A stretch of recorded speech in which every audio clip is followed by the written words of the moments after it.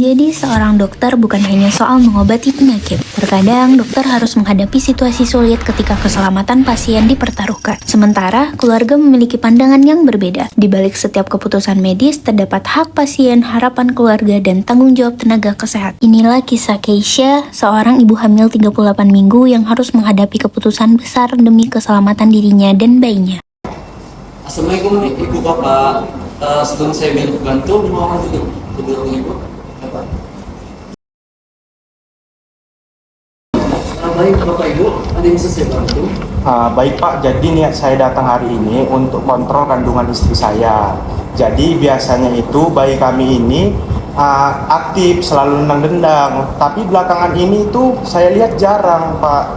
Jadi saya dan istri saya ini khawatir. Jadi kami datang untuk kontrol hari ini. Sebelum saya buat, Bapak istri bilang ini Bapak.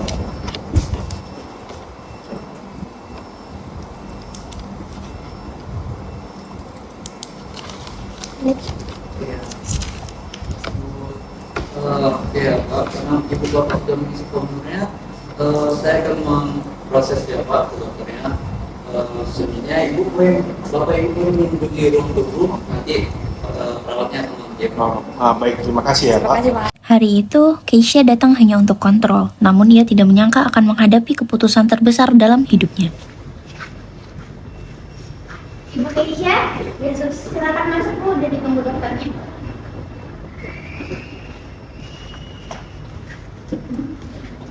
Pagi Bu, dengan Ibu Keisha ya? Iya dok.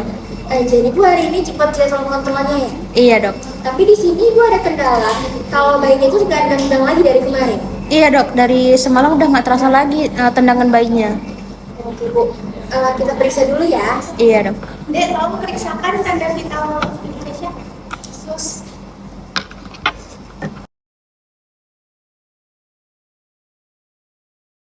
Misi ya Bu.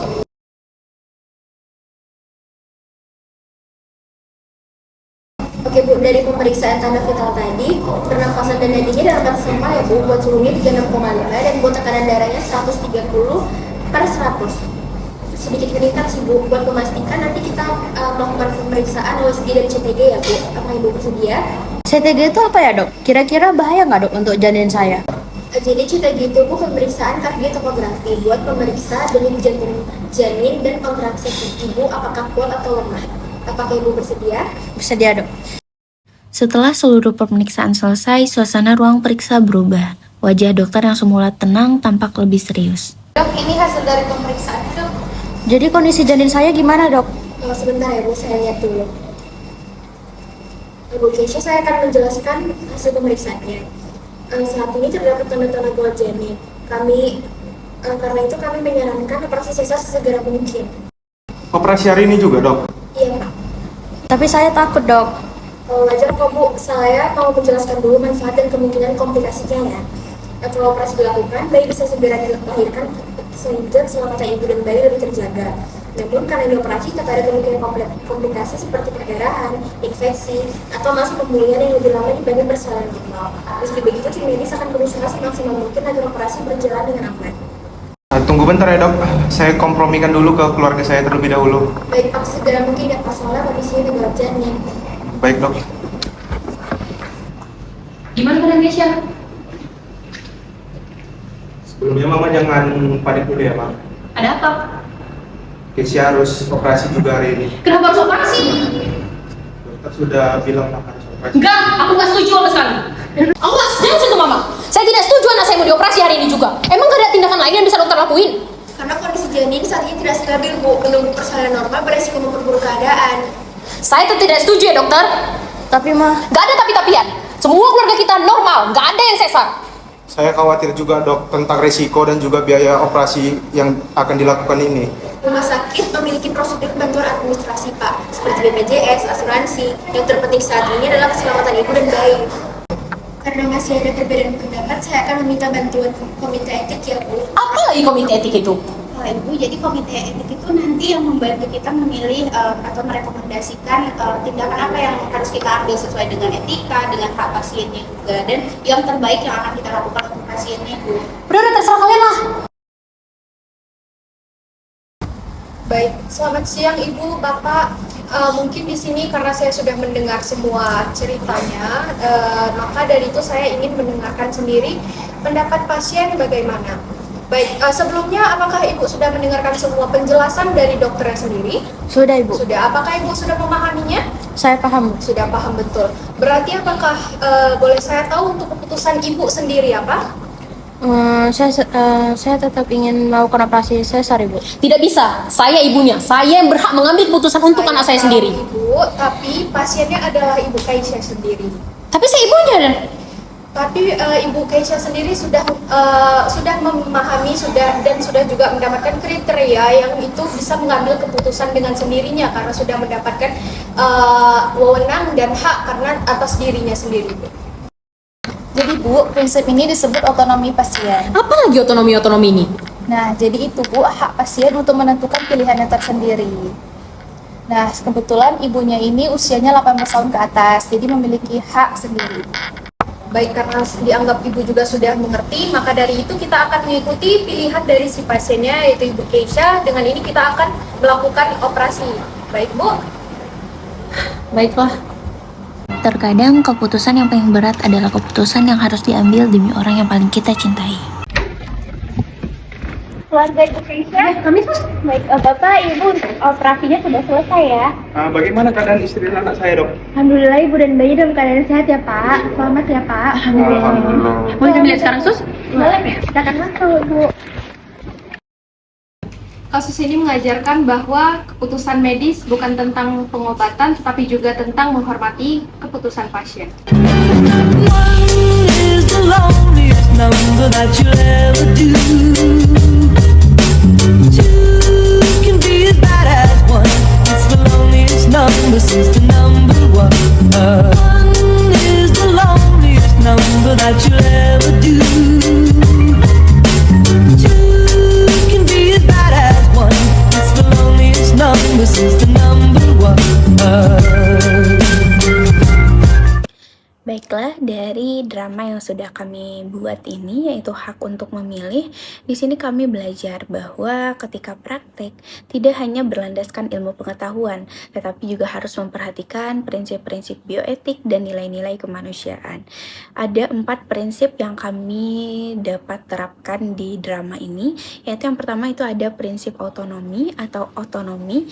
Ini terlihat ketika pasien diberikan informasi yang lengkap mengenai kondisi, manfaat, resiko, serta pilihan tindakan yang tersedia.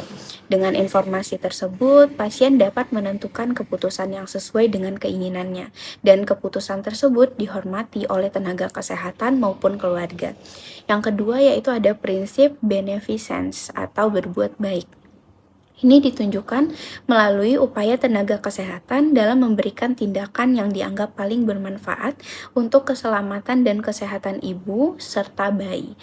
Ini setiap rekomendasi yang diberikan bertujuan untuk menghasilkan hasil yang terbaik bagi pasien. Prinsip yang ketiga yaitu ada non-maleficence atau tidak merugikan. Ini terlihat dari pertimbangan tenaga kesehatan untuk mencegah terjadinya resiko yang lebih besar. Keputusan yang diambil selalu mempertimbangkan keselamatan pasien dan menghindari tindakan yang dapat menimbulkan dampak buruk. Dan yang keempat yaitu ada prinsip justice atau keadilan.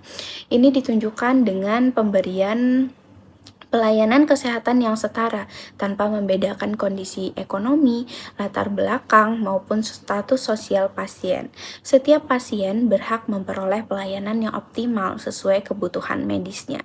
Nah, selain dari prinsip-prinsip bioetik yang dapat kami terapkan tadi, kami juga dapat mempelajari yaitu nilai-nilai humaniora, di mana nilai humaniora ini sangat penting dalam pelayanan kesehatan. Yang pertama itu ada nilai empati. terlihat ketika tenaga kesehatan berusaha memahami kekhawatiran dan perasaan pasien serta keluarganya. Yang kedua, dari komunikasi yang efektif.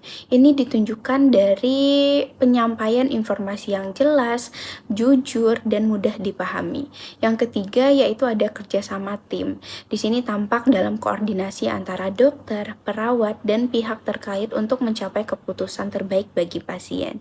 Drama ini juga menunjukkan penghormatan terhadap martabat manusia, di mana setiap pendapat dan hak pasien harus dihargai.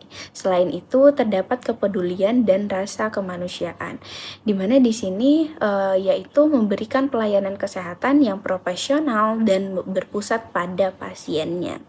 Dari kegiatan ini, kami menyadari bahwa seorang tenaga kesehatan tidak hanya dituntut untuk menilai atau memiliki kemampuan klinis yang baik, tetapi juga harus mampu menerapkan prinsip bioetik dan nilai-nilai humaniora dalam setiap tindakan. Kami berharap pembelajaran ini dapat menjadi bekal bagi kami untuk menjadi dokter yang profesional, beretika, dan mampu memberikan pelayanan kesehatan yang mengutamakan keselamatan, hak, serta kesejahteraan pasien. Assalamualaikum warahmatullahi wabarakatuh. Saya Salmira Tulinisma dengan NPM 2408260109. Di sini saya dari kelompok PBL B3 dan saya berperan sebagai perawat. Di sini juga saya sebagai pembuat naskah dan editor video. Hal yang paling menarik bagi saya adalah melihat bagaimana materi bioetik yang biasanya dipelajari di kelas bisa diwujudkan menjadi sebuah drama yang lebih mudah dipahami dan terasa nyata. Yang kedua, hal baru bagi saya dalam mengedit video. Dan kendala yang kami hadapi adalah kesulitan mencari lokasi yang sesuai. Yang awalnya kami mau melakukan di ruangan KKD namun tidak diizinkan, jadi kami mencari opsi yang lain, yaitu menggunakan ruang tamu kos salah satu anggota kelompok. Dari kegiatan ini saya belajar tentang 4 prinsip bioetik. Yang pertama yaitu autonomi atau otonomi. Ini terlihat saat pasien diberikan hak untuk memutuskan keputusannya sendiri. Yang kedua itu ada beneficence dan non-maleficence. Ini terlihat dari upaya dokter memberikan tindakan terbaik sekaligus mencegah resiko yang lebih besar. Dan yang terakhir itu ada justice atau keadilan. Ini terlihat dari pelayanan yang tetap diberikan tanpa membedakan kondisi pasien. Selain itu, saya juga belajar pentingnya empati, komunikasi, dan menghargai pendapat orang lain sebagai nilai dari humaniora. Pelajaran yang saya dapat adalah bahwa menjadi tenaga kesehatan bukan hanya tentang ilmu medis, tetapi juga tentang memahami pasien sebagai manusia. Kedepannya, saya ingin menerapkan prinsip bioetik, meningkatkan kemampuan komunikasi, dan memberikan pelayanan yang lebih empati kepada pasien.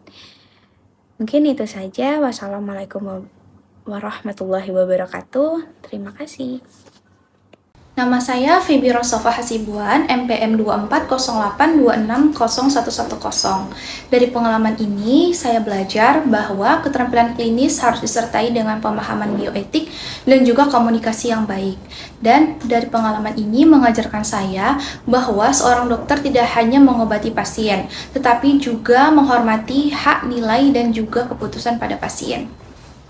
Assalamualaikum warahmatullahi wabarakatuh. Perkenalkan, nama saya Ardan Syahnul Lubis dengan NPM 2408260110. Saya berasal dari kelas B dan kelompok PBL B3. Di sini saya akan memberikan sedikit pencerahan sebagai saya petugas administrasi.